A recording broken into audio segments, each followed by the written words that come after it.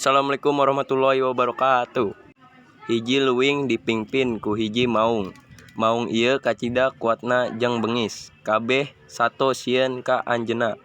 Maung ieu oge sombong jeung samena-mena. Sabenerna kabeh sato di leuwing eta henteu hayang dipingpin ku anjeunna, tapi sabab sieun maranehna pura-pura muji maung. Hiji dinten aya pamilihan kapala leuwing anu rutin. Kiwari maung hayang menang deui. Anjeunna hayang jadi pamingpin salawasna. Sagala rupa cara dilakukeunna supaya bisa menang. Kaasup ngancem kabeh sato di leuweung. Lamun maraneh henteu milih abdi, abdi bakal tuang maraneh sadayana. Simkuring bakal milih anjeun. Cek sato-sato bari barat hate. Maung bungah sabab kabeh sato sieun ka anjeunna. Kasombongan anjeunna beuki ngaluhur.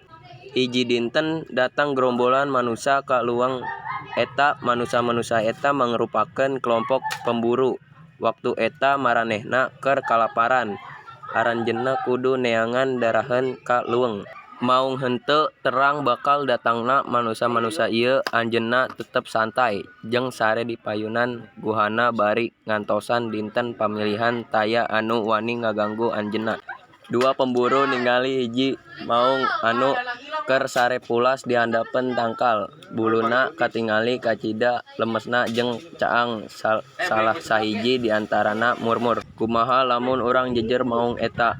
Urang tiasa ngajual mahal." Cek pemburu eta, babaturanna satuju maranehna teras nyiapkeun jejeran di luluhur tangkal. Di tempat sejen sabab teuing lami sare maung ngarasa panas. Anjeunna hoyong mandi di walungan pikeun nyiapkeun diri pikeun pamilihan. Tapi basa lempang ujug-ujug hiji tali narik sukuna. Teu lila jejeran anu dipasang ku pamburu rak-rak kana awakna. Anjeunna nyakar sakar sakuatna, tapi jejeran eta kacida kuatna.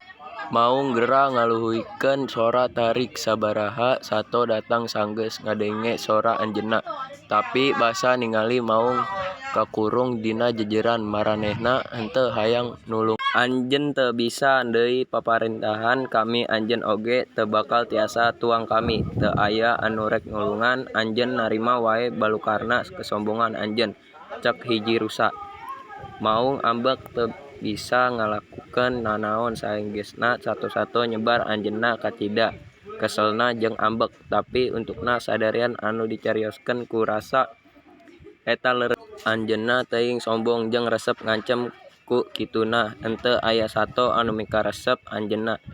Kabeh sato ngarewong ka anjeunna. Nasehat ulah jadi sombong siga maung anu untukna direwong ku kabeh sato. Anggo kakuatan anjeun pikeun ngajaga anu lemah lain pikeun